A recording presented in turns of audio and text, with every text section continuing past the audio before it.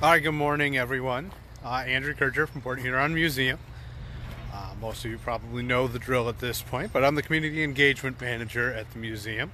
And we've been going on some architectural field trips over the last couple of weeks, visiting some places that a lot of people drive past every day, but they might not know the history of or might not have given a second glance at. And I decided, we talked a lot yesterday about one of the schools we talked about, Harrison School, and Domtar. Used to be EB used to be Port Huron Paper. And I thought, this would be a good time to look at maybe some of the other industrial heritage in the town. And where we are right now is someplace that is, I think, going to be very ephemeral. It's only going to be around for a couple of years. And that's because it's going to go away very quickly. I'm going to turn the camera around. If you haven't guessed where I am actually right by the Black River. I'm on the north side of the Black River. If this hasn't given it quite away yet, Domtar plant is right over there. There's a nice 5G tower, so I have really good signal right here. And here we have the Chicory plant. So this is a place that you might have heard about. It was in the news about 2 years ago now at this point. Suffered a pretty devastating fire. So I'm afraid these ruins, this kind of iconic smokestack, are probably not long for this world. I imagine this will get demolished or completely collapse sometime in the near future. Kind of sad, but it is an industrial building. That's the kind of things that happen. I'll see if I can get you guys an unobstructed view of some of the remains of the Chicory plant. So the Chicory plant, I think, has a really fascinating story that connects here to Port Huron. A lot of people might not think about it. So chicory is a relative of the dandelion. Sometimes it's even called like blue dandelion. And it is most famous in its commercial use as an additive for coffee. I think we talked about this a couple days ago when we were at Deer Lawn and talking about McMorrin. But anytime during like World War II, in one of those movies, you see a guy like sips some coffee and kind of like grimaces and spits it out. It's like, man, I want some good coffee. He was probably drinking chicory. Chicory was a way of lengthening your coffee use. You could cut your coffee with chicory. Morning, Diana. Chicory doesn't have any caffeine in it, so a lot of people might ask, what's the point? It's got kind of an acquired taste. It's a little bit bitter, but it's something, again, you could add to your coffee, and there are some parts of the country that really like it, specifically like New Orleans and Louisiana. It's really popular there, and it's really popular in Europe. And one of the reasons why it was so popular in New Orleans is because it was popular in Europe. And again, it was a way to stretch your coffee mileage. Today, we don't think about that at all. We don't think about like having to adulterate our coffee to get more out of it. But in the 20th century, coffee was even more expensive than it is today. And that might be something you'd want to do. Good morning, Pam.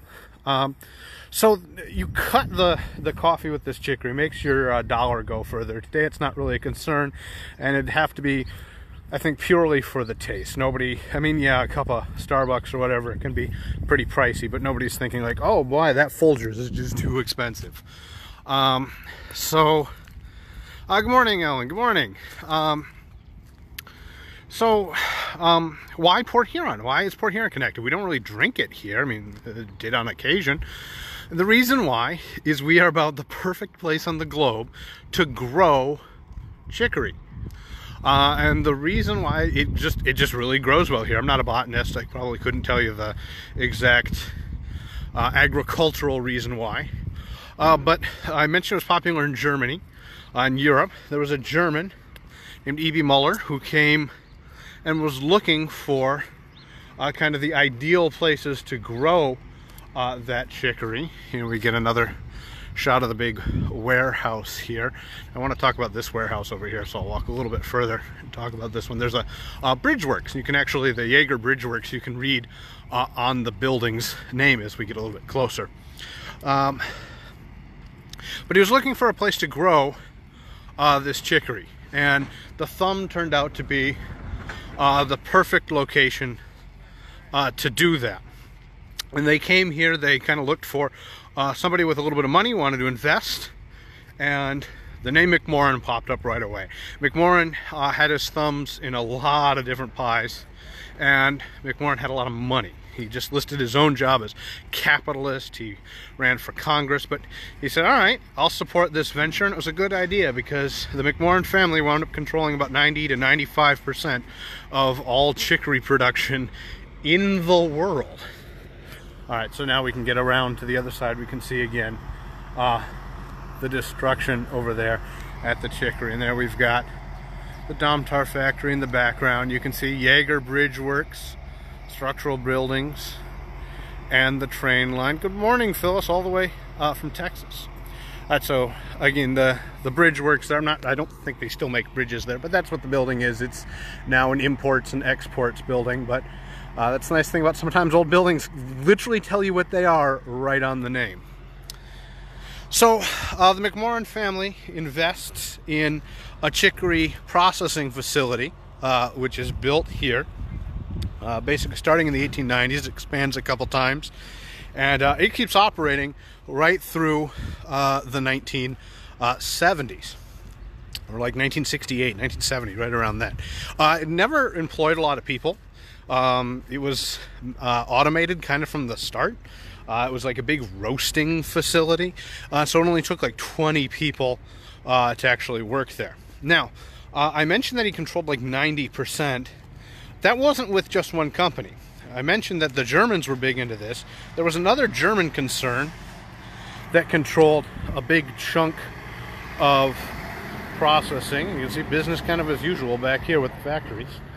But during World War I, A. Mitchell Palmer, who was the Secretary of State, actually shut down the Germans. He said, well, you know, we're not going to let the enemy profit here because we were fighting Germany in World War I. So the company went up for auction and the McMorrans bought it. Now, to avoid these concerns about monopolies, they actually split up the company.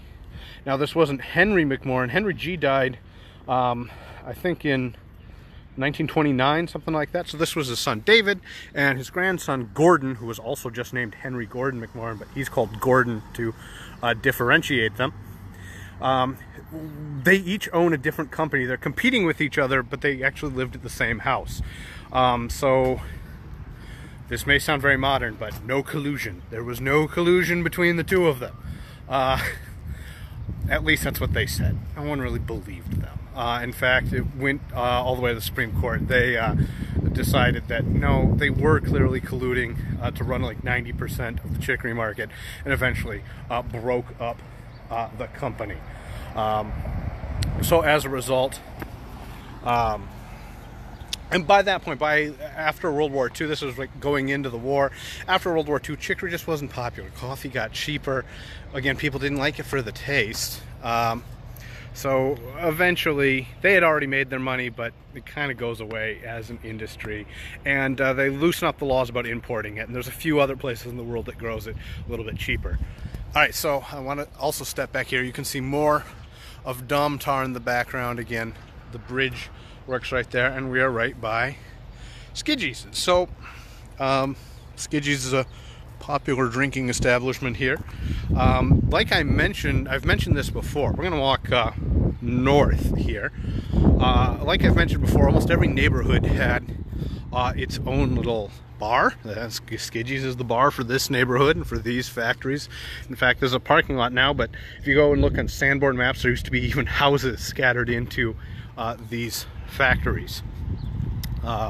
So lots of worker housing here, so some pretty cool ones. I like the doorway in this house a whole bunch. Kind of looks like one of those Tudor revival doors with a nice like little entranceway. It's kind of unique. So Skidgy's was the local neighborhood bar. There was a grocery store right nearby. The earliest reference I could find of it being called Skidgy's is like 1956, but I imagine it was called something else maybe before that. If you know, throw it up in the comments. There was a trucking company up here that would have shipped for these factories and would have shipped for, you know, the grocery store and the bar. Today, this is where Preferred Towing is. And again, it's this kind of big spot of industry, like right in the middle of town, which if you really stick to Pine Grove, you probably wouldn't know that all of this is here. And I want to walk up here. We've got just a couple blocks to walk today, but I want to walk up this way towards the rail yard and actually follow the rail line that cuts right through the middle of town. We've seen where it comes out on the other end. We've seen where it goes, that train bridge from 1929 over the Black River. And so I want to follow that rail spur. That's quite the truck that they are hosing down there at Preferred Towing. Again, more workers' homes. A lot of these probably from the 1920s, maybe a little bit earlier. There's a really nice American Foursquare there. It's again that nice kind of cube that's very popular. Walter's watching all the way from Italy. Well, good morning. That's hopefully you guys are staying safe as well there. It's a really nice day to walk outside. It's not too cold. Yeah, so I am on 12th and I am coming up on Washington Avenue. Martha asks where I am. Again, this is the entrance on into Domtar. I'm almost bound and determined to call it E.B. Eddy. I mentioned my grandparents worked there. My mom worked there. My uncle still works there. When I was growing up, it was always E.B. Eddy. My grandpa still has a bunch of E.B. Eddy shirts, and that's always what I think of it as well. So there's got a truck coming up. Hopefully it's not too loud. And now we are at Washington Avenue. So we're just south. I'll let the truck go by. We're just south of Palmer Park. If you know where Palmer Park is, or excuse me, Optimus Park, not Palmer Park, Optimus Park. Again, some more nice homes here. Kind of one of the more densely packed parts of town. As town grew, like the north end, the far north end really develops kind of the later, and you see like Marysville being developed in the 1920s, completely out of nothing. All right, so good morning. Ed is watching all the way from Georgia. All right, so I am not on the sidewalk, but you'll see I'm also not on the rail yard. Don't play around rail lines. I am well away.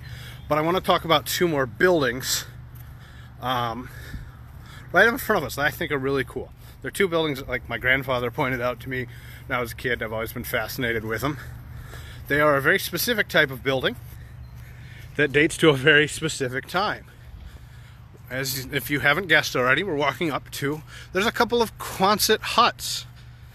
Quonset huts were a type of prefabricated architecture. So something you could build most of the components off-site and put up without any unskilled labor. And they're kind of based on a design that the British come up with in World War I. They're one of the most, I think, iconic building types of the 20th century. They definitely make you think of the 40s. They're really efficient, they're really strong, and these popped up all over the world during World War II. It's a really cute bungalow right over here. I like this one. I like that the roof looks a little bit wider than the core of the building. It's kind of cute. So here are again the Quonset huts. No cars are coming. So as you can see in the background, there's Optimus Park. Is right up there, a block. The block where Optimus Park was, I was looking at Sanborn maps earlier today, which are Sanborn Company basically were selling fire insurance, and they would send out adjusters to map cities so you could tell, you know, what kind of buildings were where and assess their risk for fire damage. But they're really, really convenient for research work. And right after World War II, it looks like there were veterans housing a whole little, almost like a little village on that whole big city block where Optimus Park is now. So not too much longer after, you would see Quonset huts. Now Quonset huts are named after a place called Quonset Point. You can see these two are actually connected back there. It's like one big building. Quonset huts are named for Quonset Point in Rhode Island, where a lot of these were manufactured.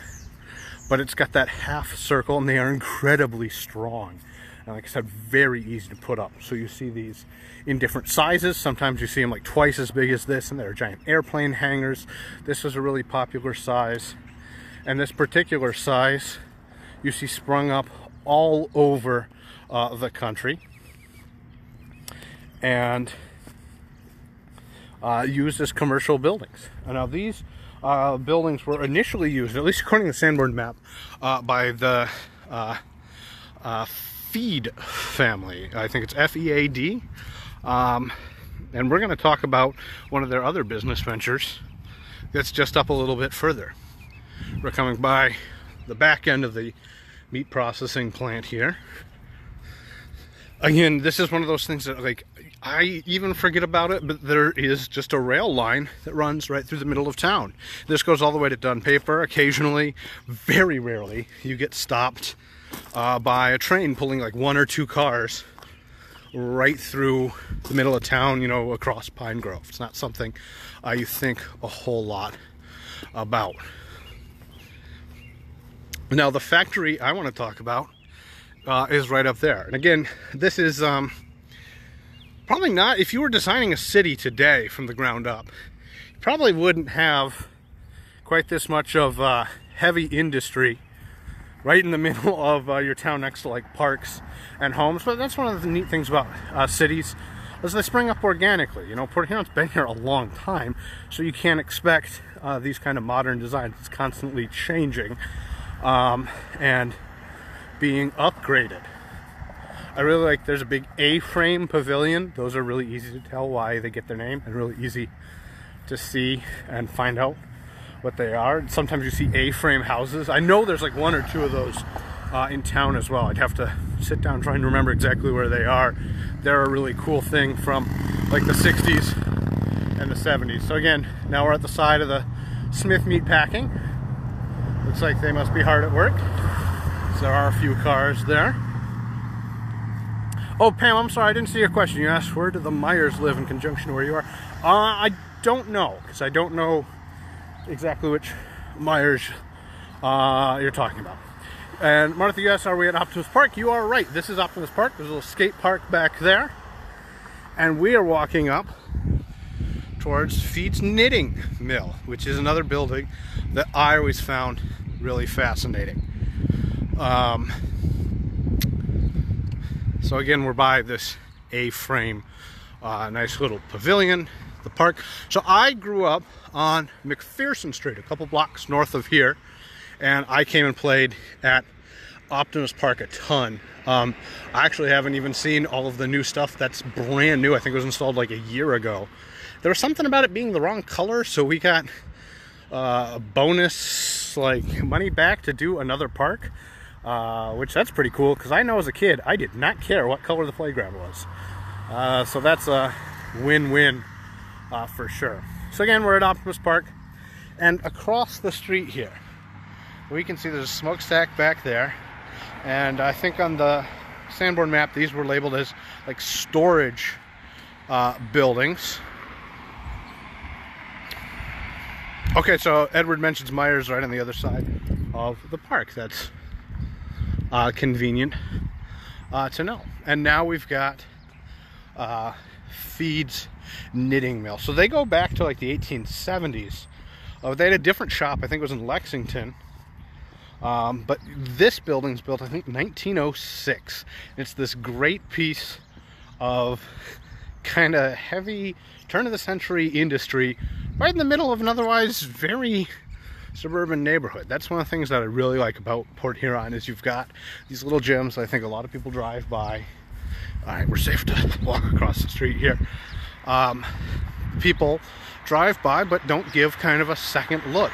Think about just how old this building is. You can see where some of the windows have been bricked up. You needed great big windows in 1906 to let all that light in. And some of these side buildings as well. In fact, I think I don't know how well this will show up on camera, but in this band of red right up there, you can actually see the letters where they've painted over it. Let's see if maybe I get really close. You'll be able to see. Do you guys see kind of the shadow of those letters right up there that said knitting mill, NITTINGMILL, all the way down there. Now it's screen printing today. So what is a knitting mill? They were making things like socks. There were anything that you needed knit, you could make at one of these factories. So that's, I think, pretty cool. And here's the other kind of end of it. You can see it mirrors a whole lot like the front end of the building. The billiard loft up there.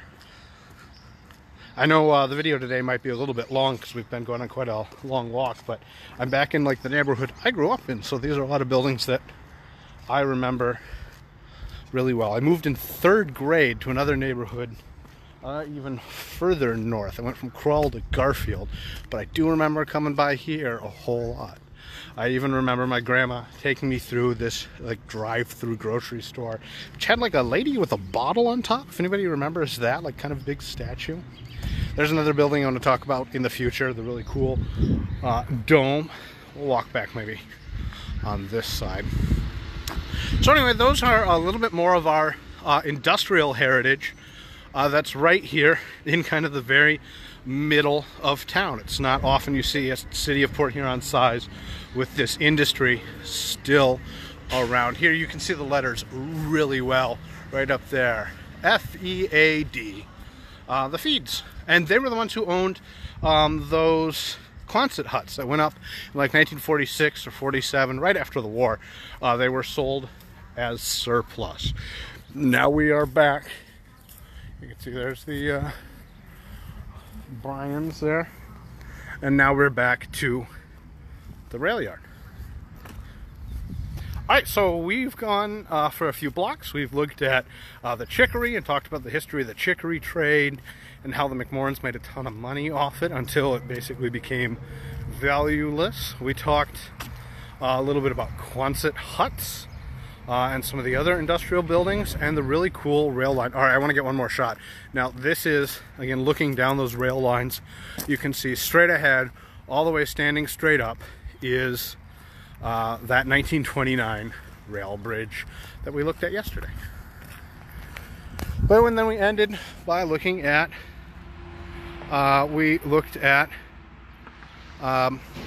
Feads here, the big old knitting mill with these kind of side storage bins. I don't know what's stored in them today. I'm sure somebody's using them. A couple of different companies look like they have parts of the factory rented out.